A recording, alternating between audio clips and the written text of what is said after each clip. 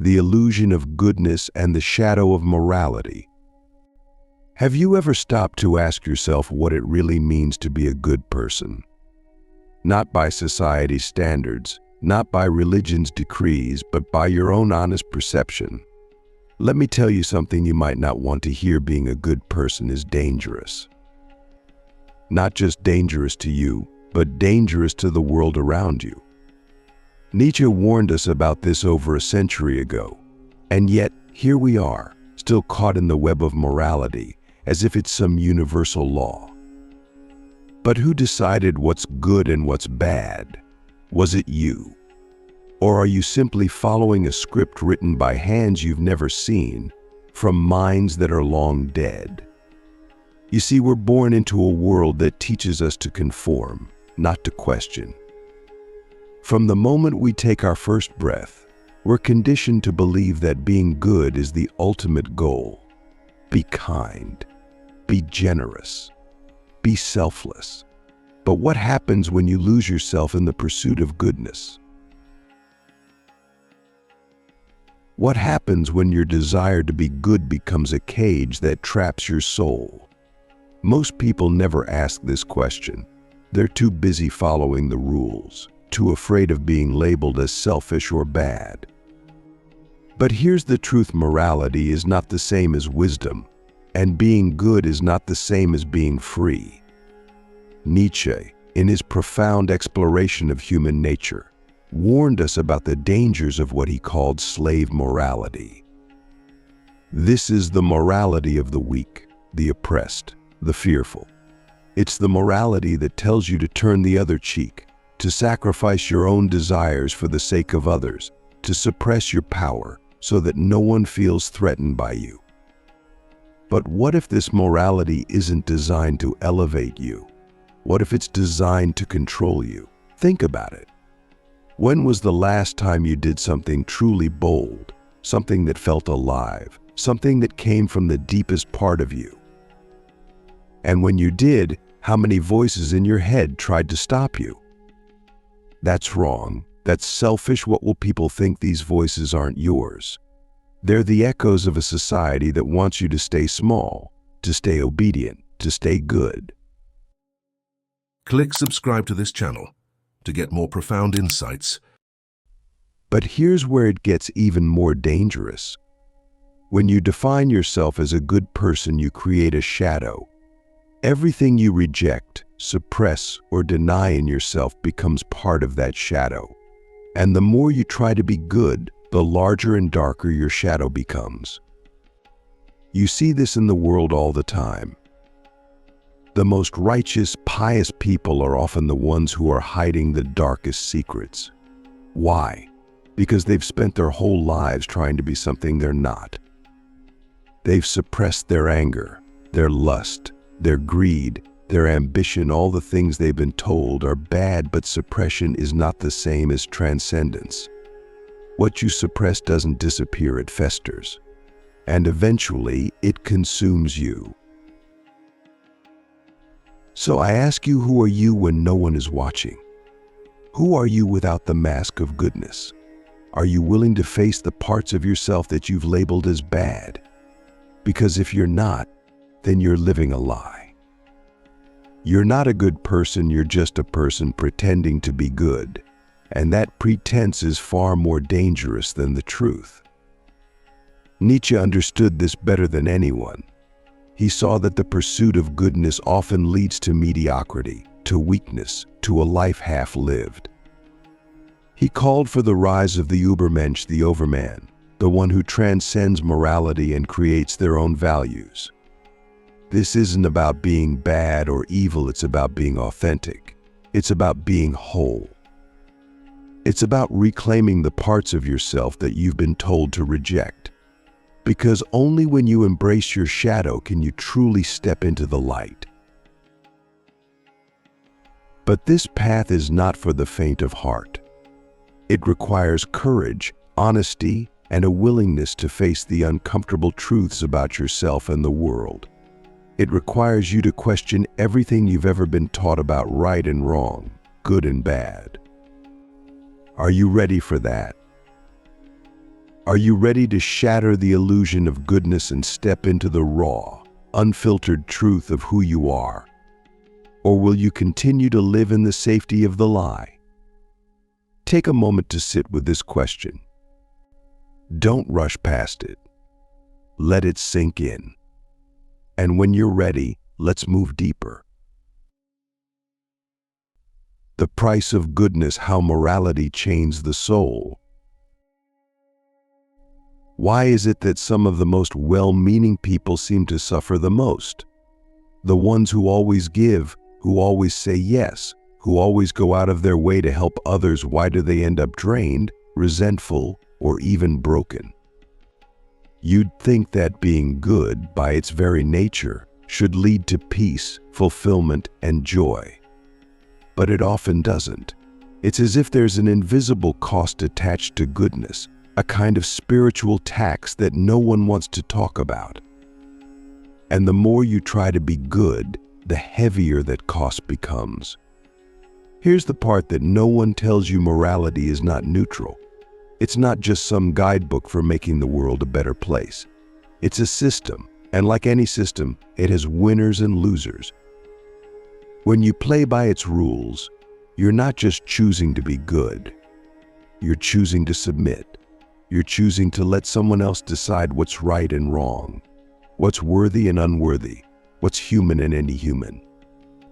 And the more obedient you are, the more morality tightens its grip around your soul. Think about every time you've said yes when you wanted to say no. Every time you've swallowed your anger to keep the peace. Every time you've put someone else's needs above your own because that's what a good person would do. Where did that leave you? Did it bring you closer to yourself, or did it push you further away? Did it strengthen you, or did it weaken you? Be honest about it. Because if you're not, you're only fooling yourself, and there's no one else to blame when the weight of it all becomes too much to bear. You see, morality isn't just about actions. It's about identity. It tells you who you are and who you're supposed to be. But here's the problem: the more you try to fit into the mold of a good person, the more you lose touch with who you really are. You start to live for others, for their approval, their validation, their love. And in doing so, you betray yourself. Have you noticed how the world tends to reward the loud, the bold, and the unapologetic? Meanwhile, the good people, those who quietly follow the rules and put others first, are often overlooked, taken for granted, or even exploited. Why is that? Why does the world seem to punish goodness instead of honoring it? The answer is simple: when you prioritize being good over being true, you make yourself small. You make yourself easy to control. And in a world that thrives on power dynamics, smallness is a liability. Nietzsche spoke of this when he described the herd mentality. The herd, he said, values safety above all else. It fears individuality, creativity, and power because these things disrupt the status quo. The herd doesn't want leaders, it wants followers. It doesn't want people who think for themselves, it wants people who conform. And the easiest way to enforce conformity is through morality. By convincing you that your desires, your instincts, your very nature are wrong, the herd keeps you in check. It keeps you dependent, docile, and afraid. But there's a deeper layer to this. When you suppress your true self in the name of morality, you create a split within yourself. On the surface, you might appear kind, generous, and selfless. But beneath that surface, something else is brewing. Anger, resentment, frustration. These emotions aren't bad in and of themselves. They're signals, messages from the parts of you that you've ignored or denied. But instead of listening to them, you push them deeper. You tell yourself, I shouldn't feel this way. I'm a good person, and so the cycle continues.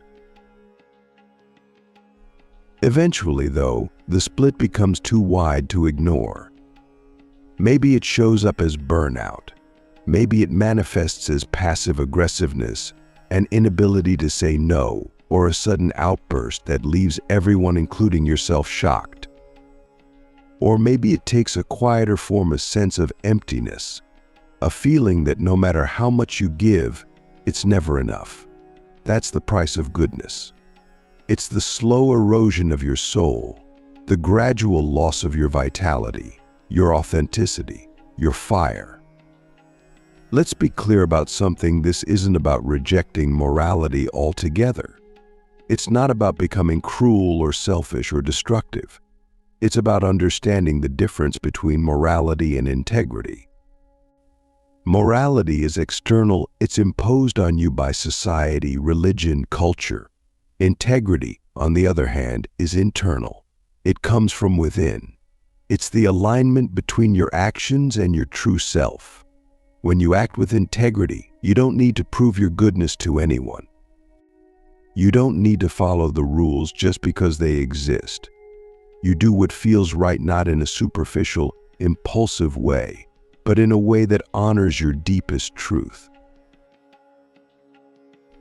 But here's the catch: living with integrity often means breaking the rules.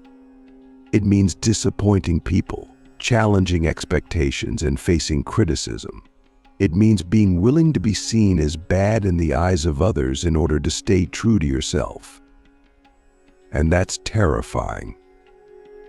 Most people would rather stay in the comfort of moral approval than risk the discomfort of authenticity. But the cost of that comfort is your freedom. The cost is your soul. Now, let's go deeper. Have you ever considered that the very concept of goodness might be a trap? That it might be designed not by some grand conspiracy, but by the unconscious forces of history to keep you from realizing your power? Nietzsche believed that the greatest danger to humanity wasn't evil, but mediocrity. The tendency to settle for less, to shrink ourselves to fit into the narrow confines of morality, is what keeps us from reaching our potential. And the irony is, we do it willingly. We chain ourselves to the idea of goodness because it feels safe. It feels familiar. But safety is not the same as fulfillment, and familiarity is not the same as truth. So here's the real question: what would happen if you stopped trying to be good? Not in a reckless, destructive way, but in a way that's honest. What if, instead of asking, "What's the right thing to do?" you ask, "What's true for me?" What if you stopped living for the approval of others and started living for the approval of your own soul? Would you be willing to face the discomfort, the uncertainty, the fear that comes with that kind of freedom? Or would you cling to the chains of morality, convincing yourself that they're keeping you safe when, in reality, they're holding you back? When you truly let go of the need to be good, you don't become a worse person. You become a whole person. You stop dividing yourself into good and bad, right and wrong. You stop living in the shadow of morality and start living in the light of truth. And that is where real power lies, not in being good, but in being whole. Freedom beyond good and evil, reclaiming your power.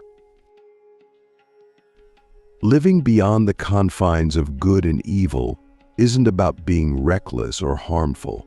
It's about reclaiming the parts of yourself that have been buried under the weight of expectation. It's about realizing that the labels of good and bad are just tools society uses to control behavior. They're not truths, they're constructs. And the moment you stop tying your identity to them, you step into a different kind of freedom, the freedom that doesn't depend on anyone's approval. Have you noticed how much of your energy goes into maintaining the idea of being good? You monitor your words, your actions, your thoughts, all to fit into a mold that's not even yours. And for what? To be liked? To avoid conflict? To feel worthy? But worthiness that depends on outside validation is fragile. The second someone disapproves of you, it crumbles. and you're left questioning everything. That's not freedom, that's a prison. The truth is, your power doesn't come from being good. It comes from being real. When you let go of the need to be good, you stop living for others and start living from a place of authenticity. You make choices not because they're expected, but because they align with who you are. And yes, that might mean upsetting people. It might mean being misunderstood. But it also means being free to say no, free to take up space, free to live without apologizing for your existence.